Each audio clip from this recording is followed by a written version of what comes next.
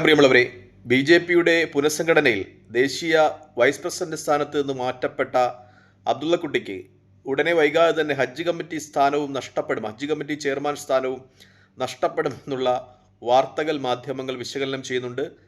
തൻ്റെ B J P പ്രവേശനത്തിലൂടെ B J പിക്ക് ഒരു രാഷ്ട്രീയ നേട്ടവും ഉണ്ടാക്കുവാൻ അബ്ദുള്ളക്കുട്ടിക്ക് കഴിഞ്ഞിട്ടില്ല എന്നാണ് ബി ജെ പിയുടെ അഖിലേന്ത്യാ നേതൃത്വത്തിൻ്റെ ഒരു വിലയിരുത്തൽ ആയി മാധ്യമങ്ങൾ റിപ്പോർട്ട് ചെയ്യുന്നത്. അതായത് ഈ മാപ്പിള രാമായണവും ബൈത്തും ഒന്നും പാടിയിട്ടും അബ്ദുള്ളക്കുട്ടിക്ക് മുസ്ലിങ്ങളെ ബി ജെ പിയിലിട്ട് അടുപ്പിക്കുവാൻ കഴിഞ്ഞില്ല. അതുകൊണ്ട് ഇനി അബ്ദുള്ളക്കുട്ടിയെ പോറ്റിയിട്ട് കാര്യമില്ല എന്ന് ബി ജെ പി തിരിച്ചറിയിക്കുന്നു. അദ്ദേഹത്തിൻ്റെ സ്ഥാനങ്ങൾ ഓരോന്നായി ബി ജെ പി തിരിച്ചെടുക്കുന്നു എന്ന വാർത്തയാണ് മാധ്യമങ്ങൾ കഴിഞ്ഞ ദിവസങ്ങൾ ചർച്ച ചെയ്തുകൊണ്ടിരുന്നത്. ഒപ്പം തന്നെ മറ്റൊരു വാർത്തയും ചില ഓൺലൈൻ മാധ്യമങ്ങൾ പുറത്തുവിടുന്നുണ്ട്.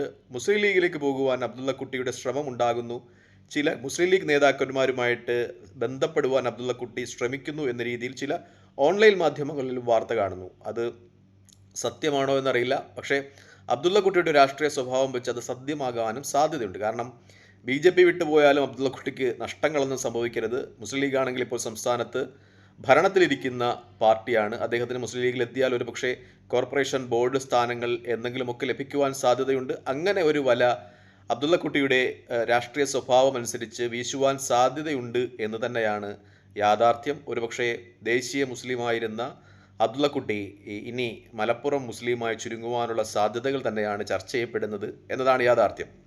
ഈ ബി ജെ പിയിൽ ചേർന്ന മുസ്ലിം നേതാക്കളുടെ പ്രസ്താവനകളും ഈ പരാമർശങ്ങളും ഒക്കെ മിക്കപ്പോഴും കോമഡിയാണ്. നേരത്തെ ഒരു മുസ്ലിം ബി ജെ പി നേതാവ് പറഞ്ഞത് ദുർഗയും അതുപോലെ ലക്ഷ്മി ദേവിയും പോലുള്ള ഹൈന്ദവ ദൈവങ്ങളൊക്കെ ഹംബിയ മുർസലീങ്ങളായി പ്രഖ്യാപിക്കാൻ മുസ്ലിം നേതൃത്വം തയ്യാറാകണമെന്നാണ്.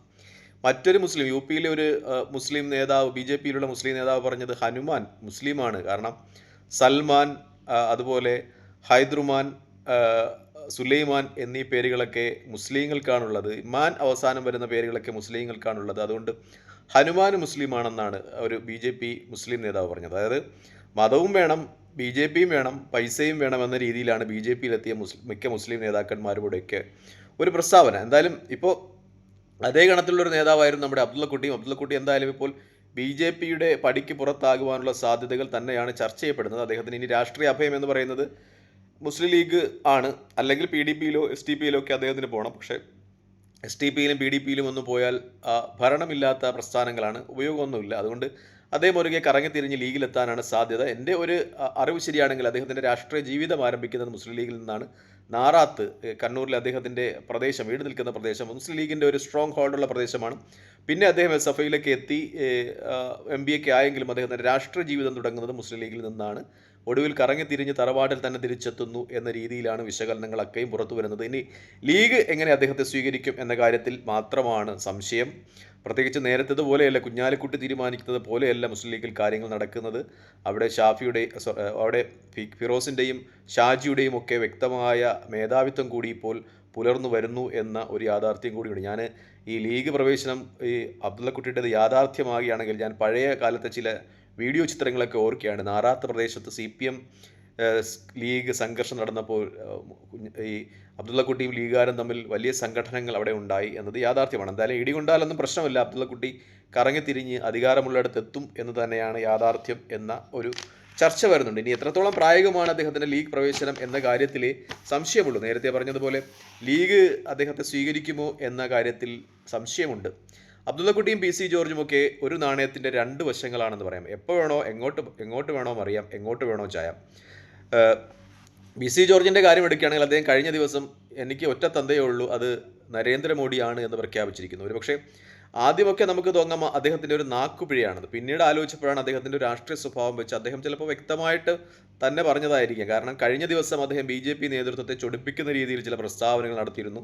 BJP ഇലക്ഷൻ ഫണ്ടിന് തൻ്റെ നിയോജകമണ്ഡലത്തിൽ 4.5 കോടിയോളം രൂപ അനുവദിച്ചിരുന്നു. അത് ചില BJPയുടെ നേതാക്കന്മാർ മുക്കി എന്ന രീതിയിലൊക്കെ അദ്ദേഹം എരുമേലിയിൽ നടന്ന ഒരു പാർട്ടി മീറ്റിങ്ങിനിടയിൽ പ്രഖ്യാപിച്ചിരുന്നു. അതുകൊണ്ട് BJP നേതൃത്വത്തിനൊക്കെ അദ്ദേഹത്തോട് ചില അസ്വാരസ്യങ്ങളുണ്ടായി. ഇനി നരേന്ദ്രമോദി തൻ്റെ തന്തയാണെന്ന് പറഞ്ഞാലെങ്കിലും ആ അസ്വാരസ്യം ഒന്ന് മാറിക്കിട്ടുമെങ്കിൽ അങ്ങനെയെന്ന് വിചാരിക്കുവാനുള്ള ഒരു സാഹചര്യവും അദ്ദേഹത്തെ സംബന്ധിച്ചുണ്ട് എന്നതാണ് ഏറ്റവും വലിയ യാഥാർത്ഥ്യം. രാഷ്ട്രീയ അഭയം തേടി BJPയിലെത്തിയ പലരും ഇപ്പോൾ BJPയിൽ നിന്ന് പുറത്തു ചാടുന്നു എന്നതാണ് യാഥാർത്ഥ്യം. കഴിഞ്ഞ ദിവസം നടൻ ദേവൻ അദ്ദേഹം ചാടിയിരുന്നു. അദ്ദേഹത്തിന് പുതുക്കാട് നിയമസഭാ സീറ്റ് കൊടുക്കാത്തതിനുള്ള അസ്വാരസ്യം എന്ന് പറയുന്നുണ്ട്. BJPയെ സംബന്ധിച്ച് മിക്ക തെരഞ്ഞെടുപ്പുകളിലും കഴിഞ്ഞ 3-4 തെരഞ്ഞെടുപ്പുകളിലായി BJPയോടൊപ്പം നിൽക്കുന്ന രാഷ്ട്രീയ നിരീക്ഷകരൊക്കെ ഇപ്പോൾ BJP 14 സീറ്റ് പിടിച്ചു കളയും എന്നൊക്കെ പറയുന്നുണ്ടെങ്കിലും പരമാവധി 3 സീറ്റിൽ ഇനിയും അവർ ഒതുങ്ങും എന്ന് തന്നെയാണ് നിരീക്ഷണങ്ങളൊക്കെ സൂചിപ്പിക്കുന്നത്. അതുകൊണ്ട് തന്നെ BJPക്ക് കൂടുതൽ ആളുകൾക്ക് സീറ്റ് കൊടുക്കുവാനുള്ള, ജയിക്കുന്ന സീറ്റ് കൊടുക്കുവാനുള്ള ഒരു സാഹചര്യം കൂടുതലാണ്. ജയിക്കുന്ന സീറ്റുകളൊക്കെ മുരളീധരനും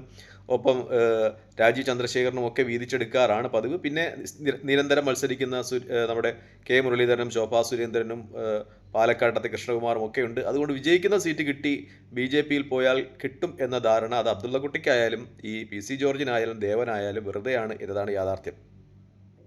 അബ്ദുള്ളക്കുട്ടിയെ സംബന്ധിച്ച് അദ്ദേഹം മുസ്ലിം ആയതുകൊണ്ട് മുസ്ലിങ്ങൾ വർഷാവർഷം ഹജ്ജിന് മക്കയിൽ പോകുന്നതുകൊണ്ട് അദ്ദേഹത്തിന് ഹജ്ജ് കമ്മിറ്റി സ്ഥാനമെങ്കിലും കൊടുത്ത്, ചെയർമാൻ സ്ഥാനമെങ്കിലും കൊടുത്ത് ഒതുക്കാൻ പറ്റി.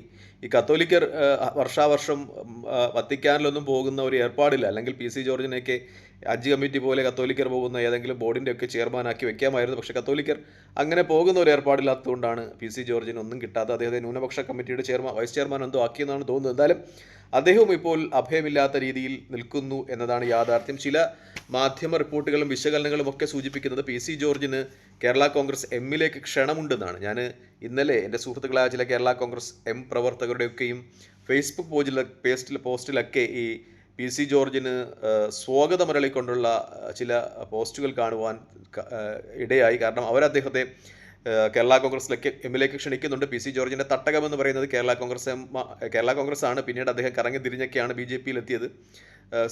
കേരള കോൺഗ്രസ് സെക്കുലറൊക്കെ ഉണ്ടാക്കി കറങ്ങി തിരിഞ്ഞൊക്കെയാണ് BJPയിൽ എത്തിയത്. അദ്ദേഹവും ഒരുപക്ഷെ തൻ്റെ മാതൃസംഘടനയിലേക്ക് തിരിച്ചു പോകുവാനുള്ള സാധ്യതകൾ ചർച്ച ചെയ്യപ്പെടുന്നുണ്ട് എന്നതാണ് യാഥാർത്ഥ്യം. പ്രത്യേകിച്ച് കേരള കോൺഗ്രസ് എമ്മിനെ സംബന്ധിച്ച് അദ്ദേഹത്തെ പോലെ PC ജോർജിനെ പോലെ ഒരു പേട്ട തേങ്ങ കിട്ടിയാലും ഇപ്പോൾ ഹാപ്പിയാണ്. കാരണം കഴിഞ്ഞ നിയമസഭാ തെരഞ്ഞെടുപ്പിൽ മത്സരിക്കാൻ കൊടുത്ത 12 സീറ്റിലും 12ലും സംപൂജ്യരായി പരാജയപ്പെട്ട ആളുകളാണ്. ലോക്സഭയിലും അവർക്ക് MP മാരില്ല. ആകെ 4-5 പഞ്ചായത്ത് മെമ്പർമാരാണുള്ളത്. അതുകൊണ്ട് തന്നെ PC ജോർജിനെ പോലെ ഒരാളെ ഇപ്പോൾ കേരള രാഷ്ട്രീയത്തിൽ എടുക്കാച്ചരക്കായ ഒരാളെ കിട്ടിയാലും മാണിപുത്രന്, KM മാണിയുടെ പുത്രൻ ജോസ് കെ മാണിക്ക് ഹാപ്പിയാണ്. എന്തെങ്കിലും കിട്ടിയല്ലോ, ഒന്നുമില്ലാത്തതിനേക്കാൾ ഭേദമല്ലേ എന്തെങ്കിലുമൊക്കെ ഉള്ളത് എന്നതുകൊണ്ട് അദ്ദേഹം ഒരുപക്ഷെ PC ജോർജിനെ കേരള കോൺഗ്രസ് എമ്മിലേക്ക് എടുക്കുവാനുള്ള സാധ്യതകൾ ചർച്ച ചെയ്യപ്പെടുന്നുണ്ട്. PC ജോർജും ഒരുപക്ഷെ അങ്ങനെയുള്ള നിലപാടുകൾ സ്വീകരിച്ചേക്കാം എന്ന രീതിയിൽ ചർച്ചകൾ വരികയാണ്. കാരണം അദ്ദേഹവും നമ്മുടെ അബ്ദുള്ളക്കുട്ടിയുടെ കാര്യം പറഞ്ഞതുപോലെ എങ്ങോട്ട് വേണോ ചായാം, എങ്ങോട്ട് വേണോ അറിയാം എന്ന രാഷ്ട്രീയ സ്വഭാവമുള്ള ആളുകളാണ്. ചില മാധ്യമ റിപ്പോർട്ടുകളും വിശകലനങ്ങളും ഒക്കെ PC ജോർജും ഒരുപക്ഷെ കേരള കോൺഗ്രസും അദ്ദേഹത്തിൻ്റെ പഴയ തട്ടകത്തിൽ എത്തപ്പെട്ടേക്കാം എന്നുള്ള വിശകലനം വരുന്നുണ്ട്. BJPയെ സംബന്ധിച്ച് കിട്ടുന്ന എല്ലാവരെയും പരമാവധി കളക്ട് ചെയ്യുകയാണ്. അത് രാഷ്ട്രീയത്തിൽ അവരുടെ പാർട്ടിക്ക് സ്വാധീനം വർദ്ധിപ്പിക്കാൻ കഴിയുന്ന ആളുകളാണോ ഇല്ലയോ എന്നൊന്നും ചിന്തിക്കുന്നില്ല. കിട്ടുന്ന എല്ലാവരെയും, പ്രത്യേകിച്ചും കോൺഗ്രസും CPM ഒക്കെ വരുന്ന എല്ലാവരെയും കളക്ട് ചെയ്യുകയാണ്. പക്ഷേ മത്സരിക്കുവാൻ കൊടുക്കാനുള്ള സീറ്റുകൾ പോലും ഇല്ല. വിജയിക്കാനുള്ള സീറ്റുകൾ തുച്ഛവും വിരളവുമാണ്. ആകെ 2-3 സീറ്റുകൾ മാത്രമാണ് അവർക്ക് വിജയസാധ്യതയുള്ളത്. ബാക്കിയുള്ള സീറ്റുകളൊന്നും കൊടുത്താൽ ഇവർ തൃപ്തരാകുകയില്ല എന്നൊരു കാര്യം കൂടിയുണ്ട്. തൽക്കാലം ഈ വീഡിയോ ഇവിടെ നിർത്തുകയാണ്. മറ്റു വീഡിയോയുമായി കാണുന്നവരെ നന്ദി, നമസ്കാരം, ജയ് ഹിന്ദ്. എന്തായാലും PC ജോർജിൻ്റെയും അബ്ദുള്ളക്കുട്ടിയുടെയും രാഷ്ട്രീയ ചാട്ടം ഇനി എങ്ങോട്ടായിരിക്കുമെന്ന് നിങ്ങൾ കമൻറ്റായി രേഖപ്പെടുത്തുക. മറ്റു വീഡിയോയുമായി കാണുന്നവരെ ജയ് ഹിന്ദ്.